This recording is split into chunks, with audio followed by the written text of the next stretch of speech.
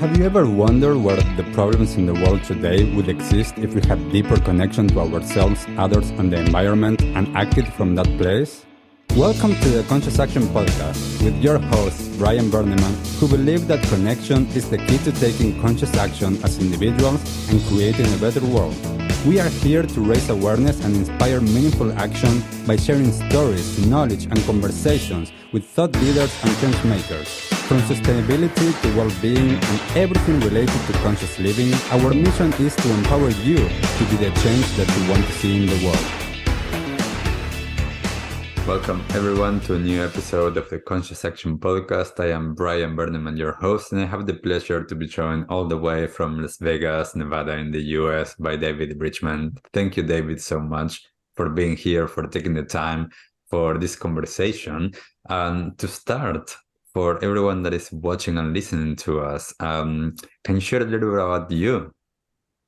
Sure. Well, anytime I can visit overseas, I'm going to, especially the beautiful country that you're in. So, a little bit about me. I'm an endurance athlete by hobby. I do Ironmans and 50-mile runs and 100K runs, and I did a 8,000K bike ride recently. I'm getting ready to do an event where I'm doing 5 straight marathons. So I in a row without stopping. So I do endurance athletics to keep busy, raise money for charities, and push my limits to try to figure out what I can accomplish. I'm an author.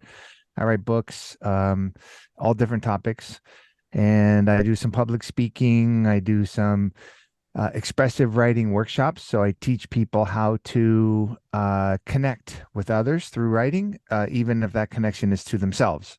So I try to help uncover what's inside and that inside voice that we all use that's so mean to ourselves. I try to teach people how to rewire that voice. Yeah, and that's about it. Nice. Thank you, David, for being here.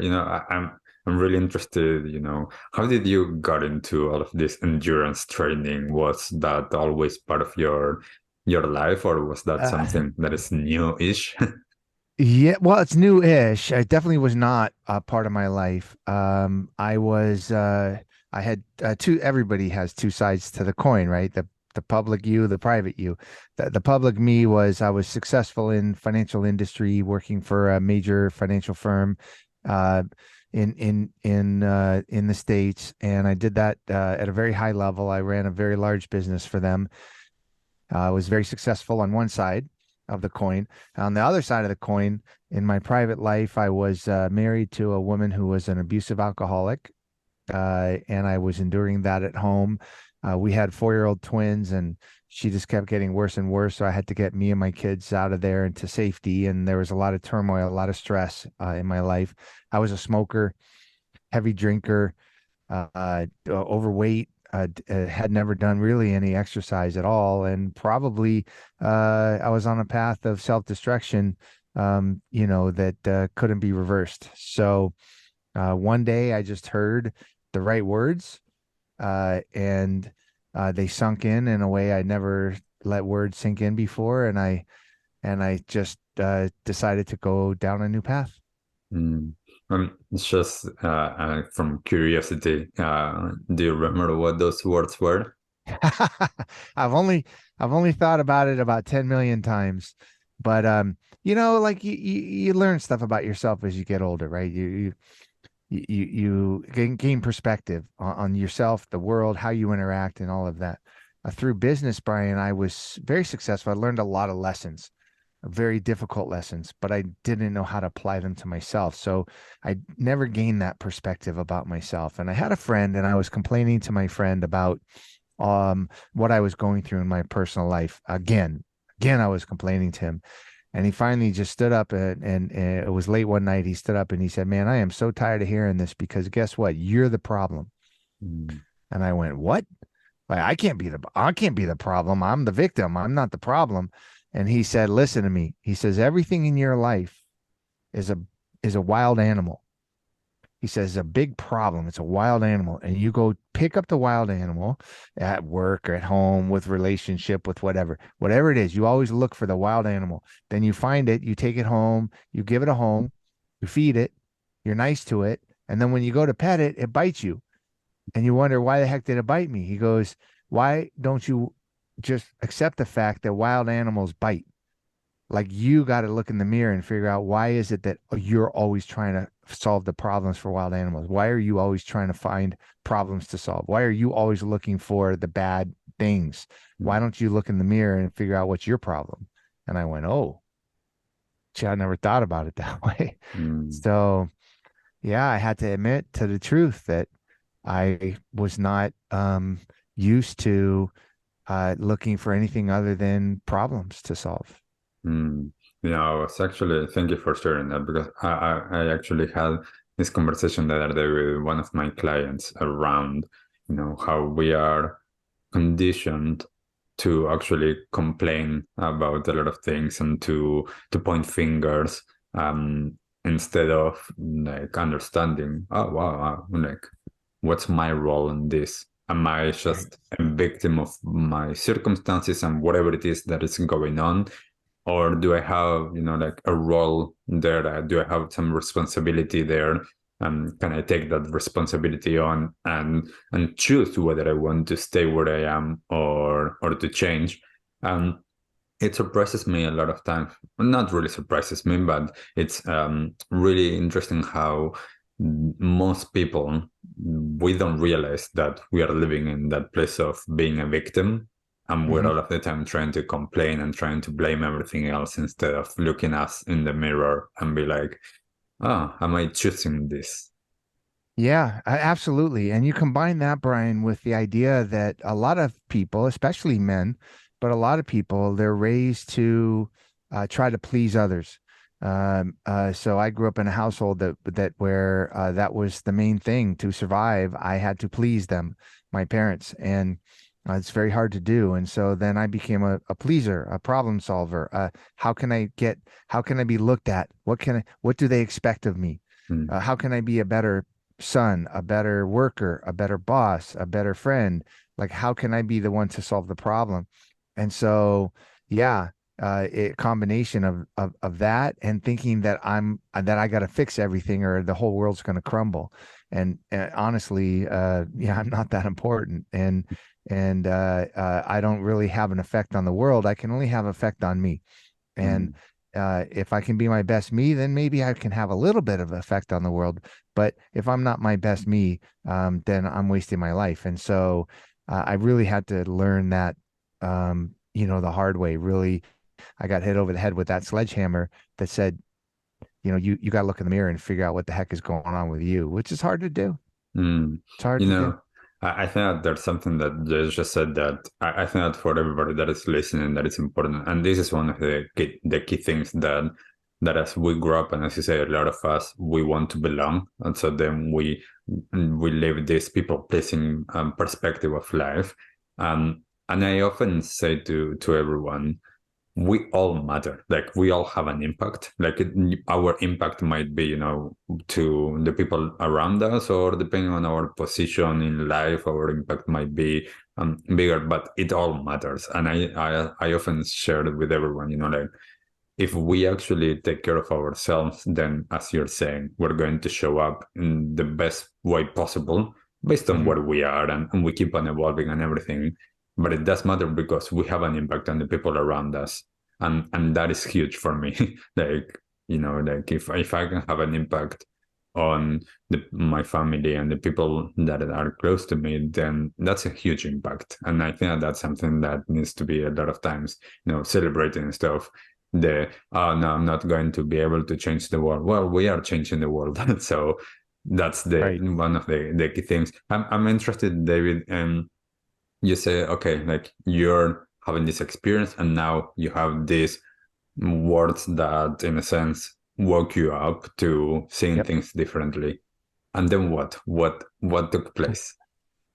So, it didn't all happen like flipping a light switch on, but over a pretty short period of time, I kind of break it down to three things had to happen. One, which was very stark, is I actually, when I heard those words and they actually meant something to me, I went home, I put the kids to bed that night, and I stood in front of the mirror in the bathroom and I started talking to myself. And I said, I might have looked like an idiot, but I said, okay, David, what's your problem? Like what is it about you? What are you doing wrong?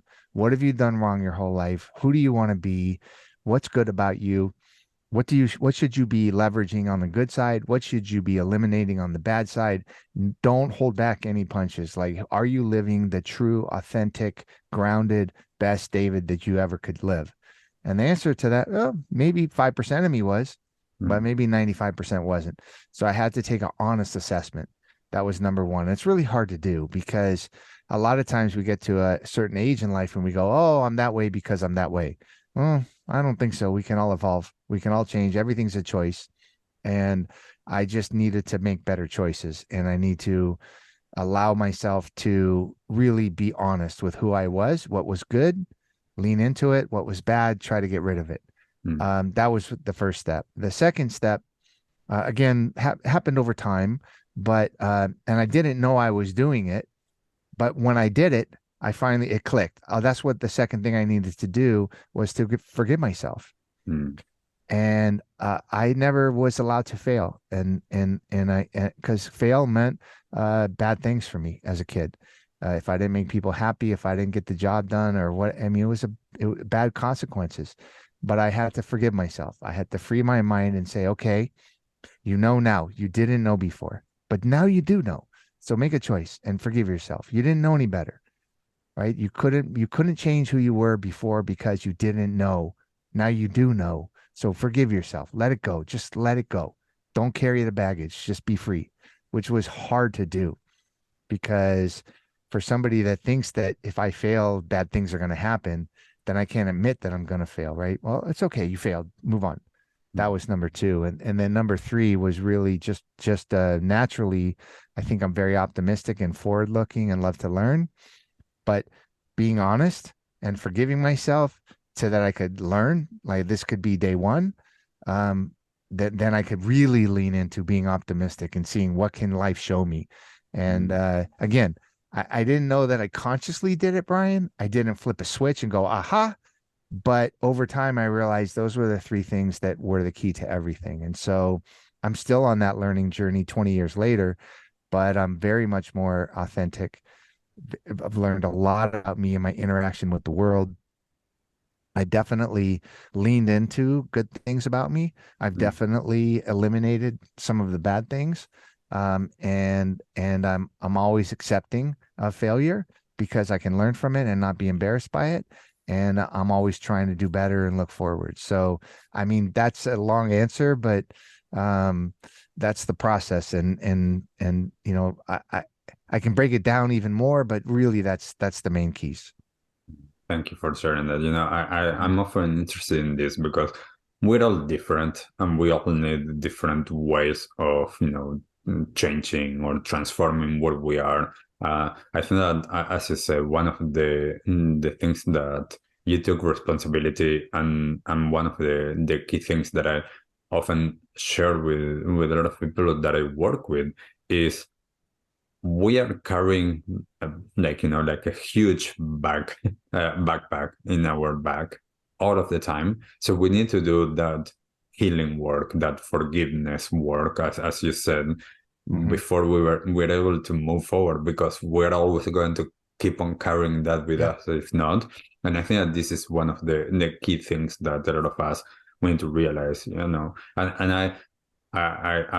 when I teach at the university here, one of the things that I keep on like sharing with all of my students is how can we change our perspective of what failing means, and how Hmm. can we allow ourselves to Yeah. as well, if we see failure in life, which I don't think that there's such a thing as failure. I always think that there's learnings. But if we see it as, like I failed because I set up some expectations or whatever, um, can I do more of that so that I'm not hard on myself? Can I Yeah. fail easier, faster, more often so that I know and I can tell my system, especially my nervous system, I'm safe. Yeah. That happened and I'm not dead. So like I can do Yeah. this. I got this. And Yeah. I think You're that that's exactly so right. important. Yeah, let me give you a quick story to tell you how that I started to understand that. So I didn't I was known as I thought people perceived me as an overweight smoker, you know, not not an athlete, certainly not an athlete. And that's not the way I present to myself. That's not who I was. That's not how I live my life. So when I decided to stop smoking and start to lose weight and really lean into trying to figure out who I could become, I started running and I started biking, I started swimming, and I get ready to do a half Ironman. And this is only like 4 or 5 months after quitting smoking. And I had never done any swim that long, any run that long, any bike that long. And I said, well, I'm going to go do a half Ironman because I mean, what the heck? I'm turning into an athlete. So I get to the Ironman and it's a wave start. So there's multiple waves going. And I'm like the fifth wave to go off. And I go up to watch the people at the start line, and everybody looks like a Greek god and goddess. They're no fat, they're beautiful, they're so muscular, and they look like athletes. And here I am, this overweight, older, stressed out, like only a few months away from smoking. And I went, I don't belong here. This is Mm. ridiculous. Like, what the heck am I doing here? These are athletes. Like these people are serious. Like, I mean, there's no way that I'm going to be able to do that. I'm gonna look like an idiot. And I almost, Brian, I almost went home. And then the gun goes off and the first wave took off. And all those really like Greek god athletes, they just went swimming like crazy. And I was like, uh-oh. And then I looked in the back and there it was, two or three guys. One was swimming in circles and one was on his back flopping around. The other guy was too afraid to jump in the water. And I went, they don't care. They're just trying to do their best. Mm. And I could really learn something from that. Like, you mean nobody cares? Nobody's watching? Like, they're the only ones that care. And it's like, how beautiful and how freeing is that? So I thought to myself, yeah, it's okay if I fail because I'm not proving anything to anybody. I'm just trying to do it for myself. If I don't do it, I'll do something else, or I'll try better, or try different, or whatever. But yeah, that's why I came up with this concept of winning in the middle of the pack. I wrote a whole book about it, and it's this idea that if the only person that cares is you, how great is that? Now, Mm. other people are going to cheer, other people are going to help you, other people are going to be there in life. But I mean, honestly, I love this idea of watching these Greek god looking athletes going, I'm just going to give it my best. Who cares? You're right. I'm just going to do my best. And Mm. they're not comparing themselves to anybody else. They're just trying to do their best for them. And that was a new concept for me. So what Mm. you just said reminded me of that first half Ironman that I did. Well, I often say I'm so grateful for my parents that somehow they taught me to not care about what other people think of me, to a degree that I see it, especially like all around.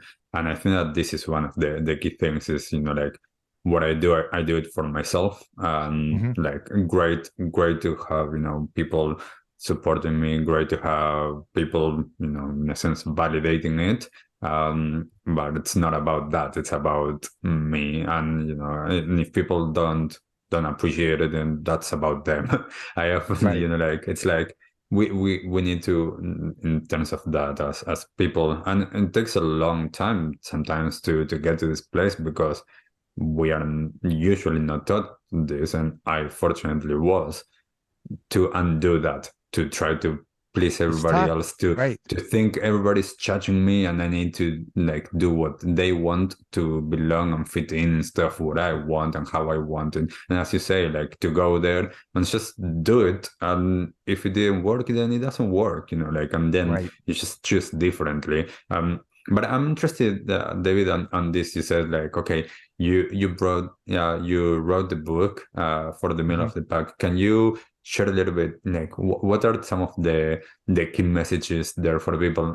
Because I think that like that's such a powerful message in terms of what's that book.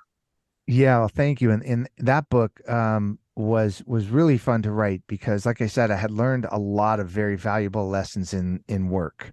And um I was running a very large business, and you learn, and when you're running a large business, you get large problems and you learn large lessons. And then when I got some perspective about doing endurance athletics, I realized there's kind of a lot of parallels, Brian, between running 100 miles and running $100 million business. There can be a lot of parallels. And then add in the third perspective is in life, some of the difficulties that I've had. I'm no more or less than anybody else, but just difficulties. A lot of those lessons were the same. And so each chapter was a story about finance and some difficult situation.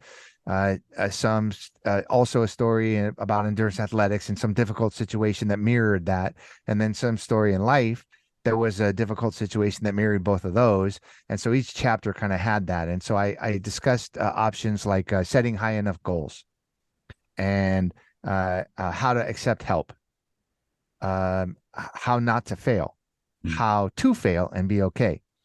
These kind of topics. So I just found that there was a lot of parallels between endurance athletics and business that I thought that was a good idea. And it is pretty amazing when you think about some of the most successful people in the world. And I don't mean, like I don't care who Elon Musk, Michael Jordan, Oprah Winfrey, keep going, the best of the best, right? They kind of don't care what anybody thinks. Right? They're going to do what they do. They're going to be, nobody's going to tell them what to do or what not to do. How amazing is that? And so they're doing the best that they can do for them. And they just happen to be world beaters. And guess what? The guy that's living on his mother's couch at 40 years old in the basement, he's not listening to anyone either. Right? So at either end of the spectrum, I think, Brian, people just do what they do and they don't listen. They don't pay attention because they don't need to. Everybody else, we're all here in the middle, and I think we can learn a lot from each other and identify with each other. And that's the way I get inspired by people like Oprah Winfrey, but I don't know that I can learn anything from her. I mean, it's inspirational, but I can't apply it to myself. I can't apply Elon Musk principles to me. I'm just a guy, right? I'm not the best ever was at whatever it is, and most of us aren't. And so I can learn from you way easier than I can learn from somebody that's done something, that I can't identify with really. So I wrote the book like that because I think it speaks to you and me, I think that there's something in there that I find it really interesting a lot of times. And I actually, I recently did a podcast episode on this idea of success and, like, how come we see someone as, for example, you said, Elon Musk or Oprah or Jordan or whoever, and we see only one aspect of their life because we also don't know, like I was actually telling one of my clients the other time that he brought up someone and he was like, oh, I'm going to try to be like him. And I'm like, no, get inspired, as you said, get inspired, because there's something in there that it's like inspiring you. So there's something that resonates with you. Use that, but you don't want to be them because you want to be yourself. And also, like, they are perhaps successful in that area of life, but are you sure that in all of the areas that you want to be successful, they are successful? Because someone a lot of times, like, and I mean, you must know perhaps this as an endurance athlete, like you have to focus so much of your time and energy on that thing that you might not be focusing on other areas, and that's perfectly okay if that's what you want to do. And this is what I was telling my client. It's like, don't just see success as this thing that's just because someone is famous and a top like person in their field. That doesn't mean that as people they are a success completely, and you want to be yourself. And I think that this is one of the things that for me, as you're sharing this, there's all of these parallels that we can find in all of these different parts of our lives that are so important to be able to understand. How do we want to move? And one of the things that, and you just mentioned it, and I think that this is so important, especially in our society, is to actually find support, to find others that can enable us to get to that place that we want to get. Like a lot of times, as far as I know, like most of our societies, like you have to do it, and you don't show any weakness, and you don't like Hmm. ask for help. It's like, no, go and ask for help. Like, why not? Like, we're here to help each other. Right, right. What did you have that? Like, did you have someone in your life that you were able, as you were, like making all of these transformations in your life and getting to this place where you are, did Hmm. you get to actually share it with other people to support you there? Yeah, it's a great question. And it made me think that the only times that in my life, and there hasn't been that many, but the times in my life before I started that journey of endurance athletics, the few people that I um, was able to take direction and guidance and instruction and care from were people that I had an authentic connection with, Mm, right? If I was so closed off to being influenced by people that I couldn't really see to their soul, to the heart of the matter, to really understand what their intention was. Um, could I connect with them in an authentic way? Was it real? Like I was very closed off mm, in that sense because it was me against the world. And the few times that I made those authentic, deep, real connections. Some of them were with very, very, very powerful and successful people. I was so grateful for that, mm, but it was very few and far between. When it came to endurance athletics and writing and publishing books and some of the other things that I've done, um, it's been much more numerous because I have been more okay with connecting with people on an authentic level and mm, saying, look, you don't need to be a guru. I'm not asking to be perfect. We're all just humans interacting. We're all just doing the best that we can do. But I maybe can learn something from you, and maybe vice versa. Who knows? But I've been a little bit more open to it because I know everybody else is not perfect. I'm not perfect, and that's fine. So what can I learn from anybody? Almost anything I can learn, right? So the number of times, Brian, that I've had more authentic connecting, real soul to soul, even sometimes that those interactions are brief, mm. they've been very, very powerful and very moving to me. Probably because I'm less closed off than I was before I started that journey. Mm. I think that it's so important, at least for me. Like I know this to to be open and b to be curious and to actually allow others as well to support each other. Like we don't need Hmm. to do all of this by ourselves. And as you're saying, we can learn from everyone, and Yeah. others can learn from us. Like with understanding, as you're saying, like we're not perfect, like they are not perfect, but how Hmm. can we support each other? Like, do I need someone, for example, as I am, trying to make something happen? Do I need someone that perhaps has done it and I can learn from their lessons? I can learn from their journey. It's Hmm. not going to be exactly like mine, but I can learn something from them, or I can have them keeping me accountable for actually making the steps that I'm trying to make. And I think that a lot of times this is one of the things that I'm so grateful to have had so many mentors and teachers, like that have helped me Hmm. and supported me, and that like I hope that I was able to learn as much as possible all of those times because they did all of those things. And I'm like, I want,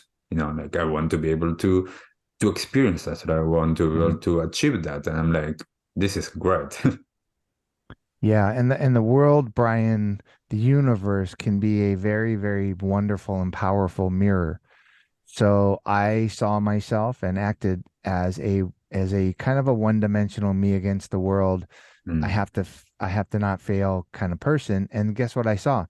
I saw people as one-dimensional, as only able to see be one thing, and and I was very wrong. mm, People are much deeper than that, and people have been through things that you can't imagine. When I wrote my most latest book, Cycle of Lives, which talks about 15 people's emotional journeys with cancer and trauma and other things, the depth of learning how much people have been through.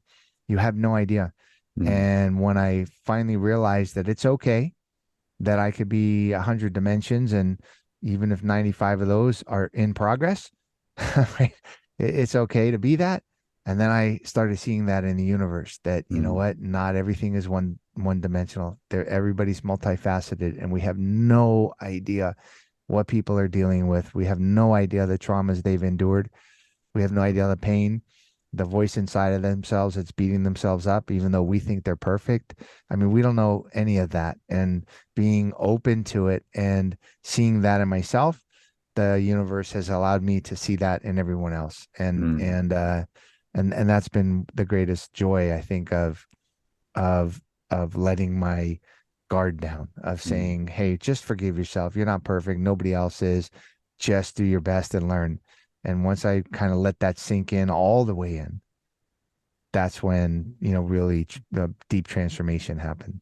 Mm, so wonderful. I'm really curious, David. You just mentioned your latest book, Hmm. and I think that, and like I would love for you to share the story that prompted the book, Hmm.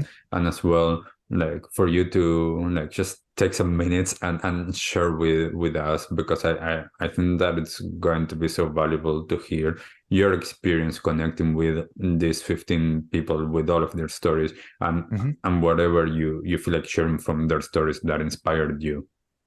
Oh, sure. I appreciate that. All the stories were very inspirational, Brian. Some of them were tragic, some of them were heavy, but all of them had some type of a facet to it that was just very moving and inspirational and emotional and optimistic and forward looking, even though a lot of it was pretty heavy stuff. But what happened was, when I started that transformation of saying, okay, who's the guy in the mirror and why should he matter? I see this big road ahead of me, and it's got like 20 lanes. It's so wide and it's so long and it's like endless. And I'm so excited and optimistic and joyful. And at the same time, my sister, right, like within the month that all started, my sister, who I was very close to, was diagnosed with terminal brain cancer. And her road from that point forward was going to be very narrow and very short. And it was. She was happily married, two young kids, very comfortable in who she was, the opposite of me at that point. And it really moved me to see that she wasn't going to be given the chance to have an endless journey in life. It was going to end very soon. And I was kind of touched by that. And it made me really pay attention. And when I was paying attention, I noticed that there was one thing that was common, whether it was a doctor, a patient, a loved one, a friend, is that they were really good about tasks around a cancer. How do I get to chemo? How do I navigate insurance? How do I get a better diet?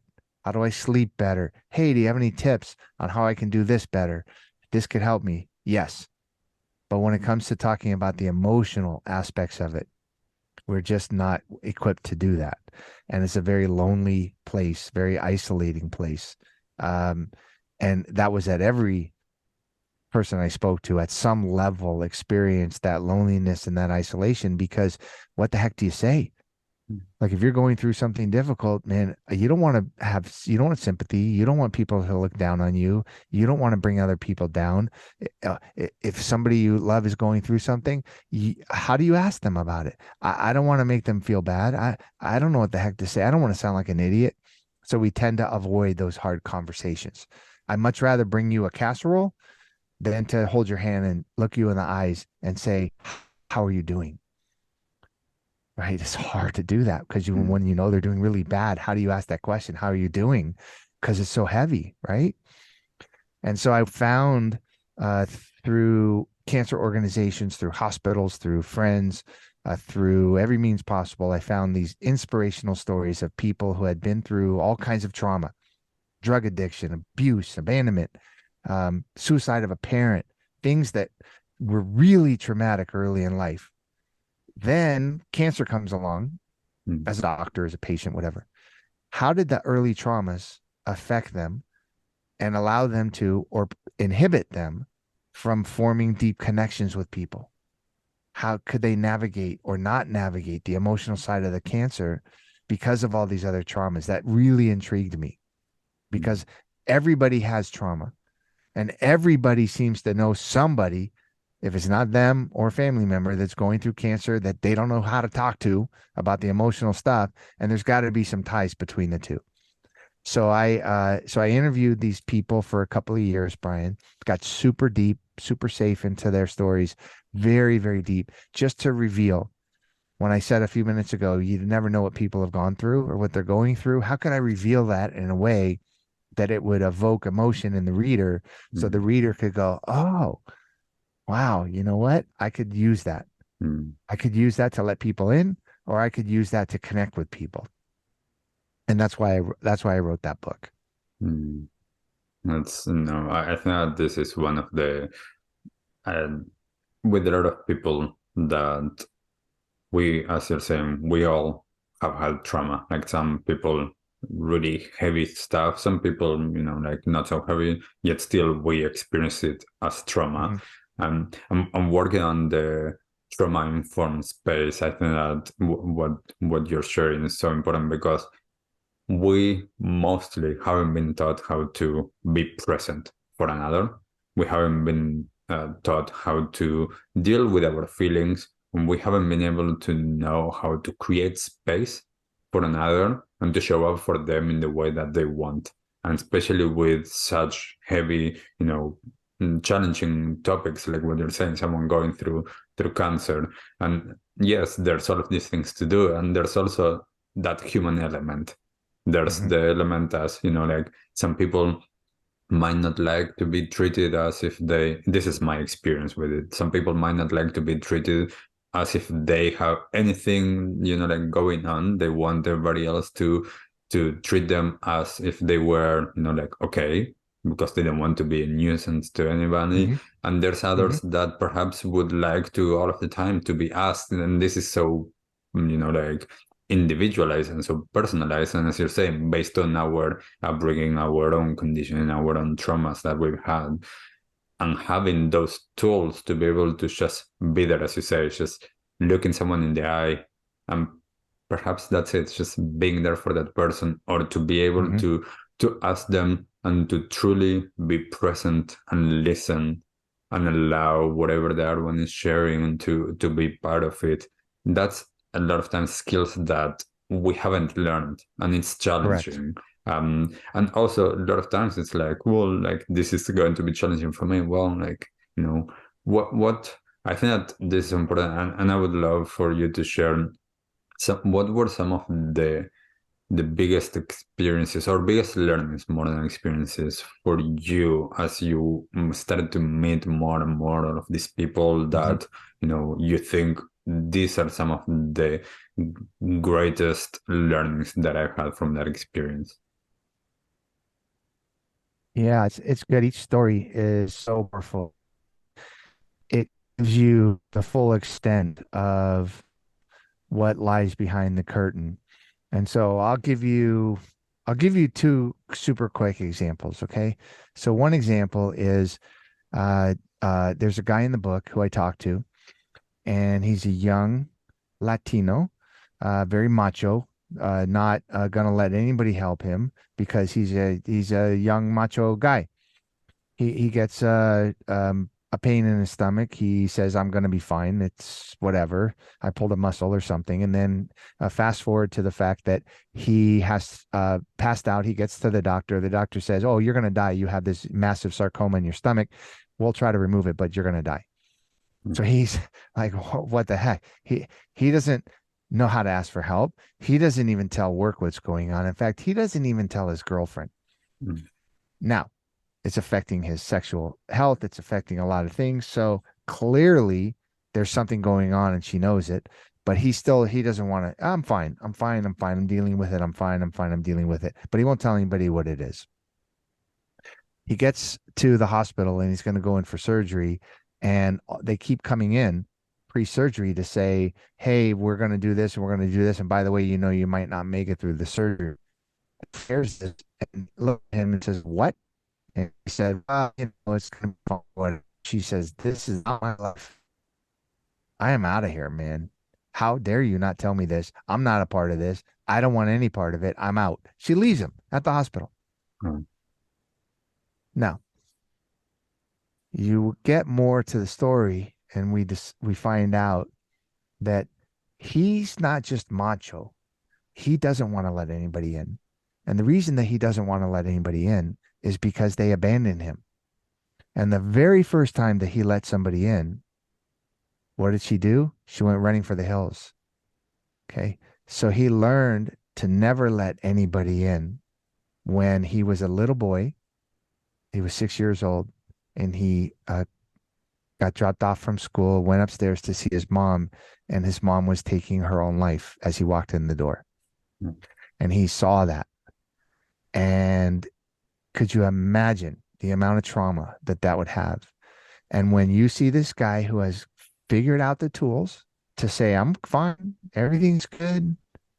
He's not like, he's in control. He's a macho kid. He doesn't need anybody's help. Man, look at that guy. He's in charge of life.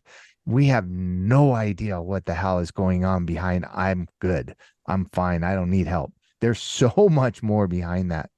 And so he had to learn, and he did survive, and he's thriving, very, very much so. He's very, very recovered and very athletic and very healthy, and he's a wonderful, wonderful guy. He's a very close friend now. But he had to learn how to let people in Mm. and realize that if he trusts somebody, they're not going to leave him. Nobody's going to abandon him that like that. And if they do, that's their problem, not his. Mm. And it was a huge thing. And so every time that I think somebody might be going through something, that I think somebody's burdened, and I go, hey man, you okay, Brian? And you go, no, I'm fine. Seriously, seriously, I'm fine. I triggers something in me that says, oh, okay, maybe he's fine, and maybe he's not. And Mm. maybe if he's not, maybe it's something not serious, maybe something really serious. Like, let me Mm. think. So I got to figure out a way to connect with you in a deeper way to say, you say you're fine, but listen, can we connect? Can we be present? I'm asking you because I really, really care. Mm. I'm not going to judge you. I just want to know, man, are you okay? Like, what's going on? Right? It's a hard lesson to learn, but just what's behind the curtain is so much more. Yeah. So that's one.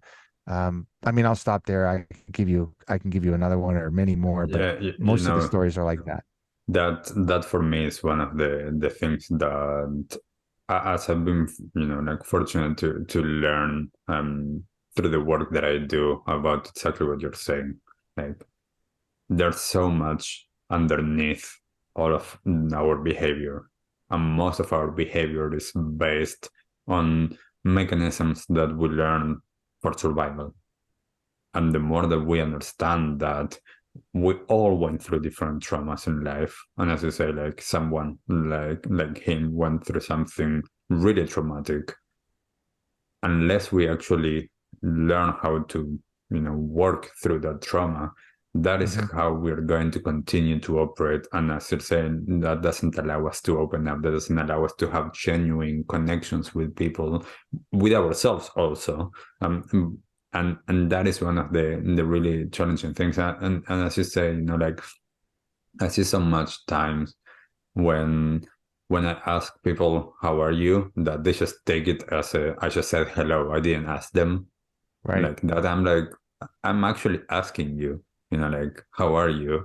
But most people, like unless it's in a safe environment or something, I notice they don't feel comfortable enough to be able to share like, oh, actually, like whatever it is. And I think that part of it as well is that, especially with the topic that you are touching with cancer, is that our society actually shines away from talking about death and dying and anything that is not like okay. Hmm.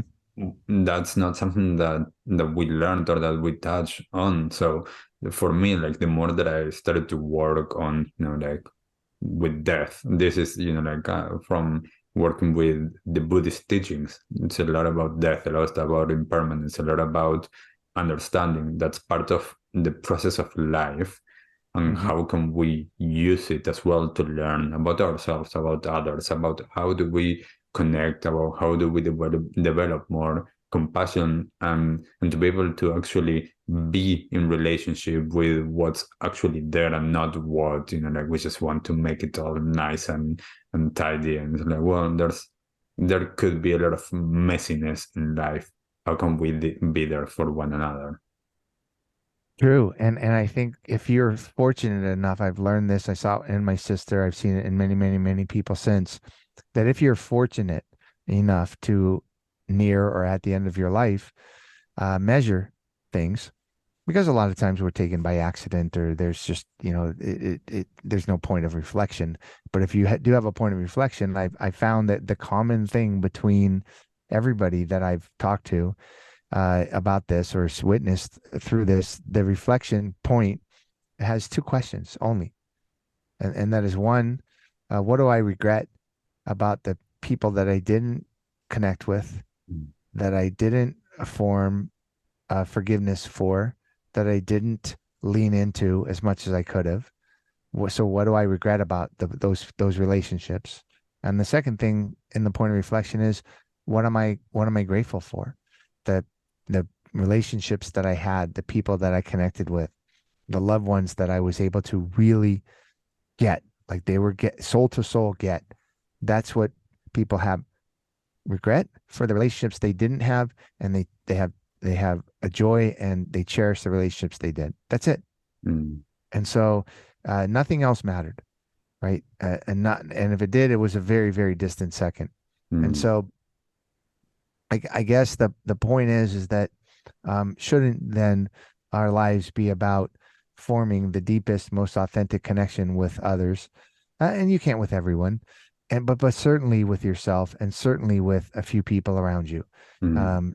and be as free to do that, and be as focused as you can on doing that, and learn how to do that, because that's the thing that you're going to cherish. That's what you're going to take with you into the universe. Uh, and it's a beautiful thought, right? It's hard to do, so hard to Mm. do, because it's Yeah. easy to harbor grudge and to say, I'll fix it one day, or just it'll go away. The pain will go away. Yeah, I'll have a chance to make up for it down the road, or Mm. whatever, because Yeah. we just can't wrap our brains around the fact that we're going to die.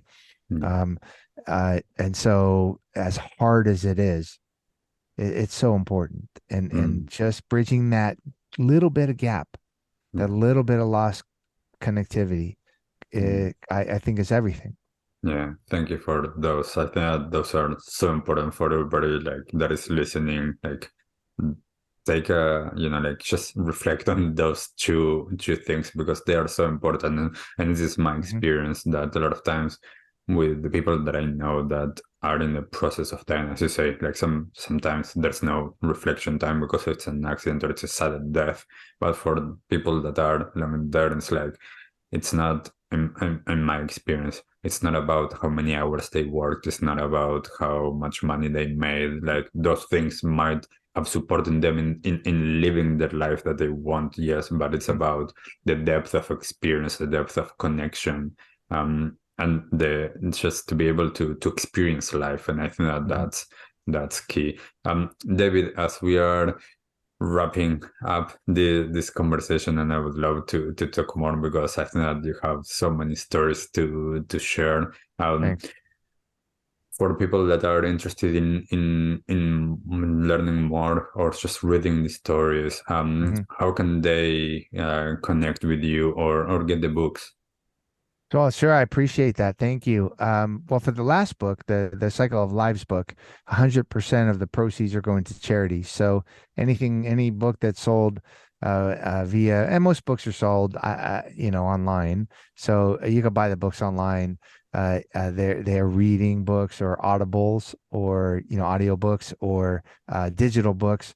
You can buy them online. But with the Cycle of Lives book, any book that gets sold, 100% of what comes in goes out to charity. Because I had each one of the book participants chose a charity that was important to them. And Mm. so I said, well, since you've been so open and honest and supportive of this, then we're going to support you by giving 100% of the proceeds. So that's Yeah. that. All the other books are found just wherever. You can find me online, David Richman. I have, like I said, I do expressive writing workshops for trauma organizations, and I write stories and I write books. And if this resonates with anyone, then they're going to want to connect with me. We'll figure it out. Beautiful. Thank you so much, David. Yeah.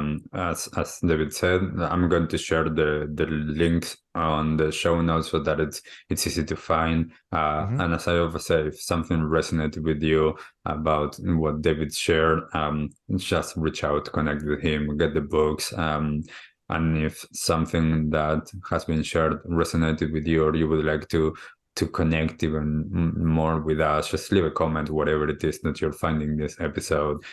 Thank you so much, David, for taking the time and for sharing, your story. I do think that it's so important, and that, there's so much that you have experienced and allow yourself to experience and to share with others that now you're sharing with us. No, you're welcome, Brian. And thank you for giving people like me a forum and for doing what you're doing. And together, even though we're whatever 8,000 miles apart, we can do a little bit to help others around us. So thank you.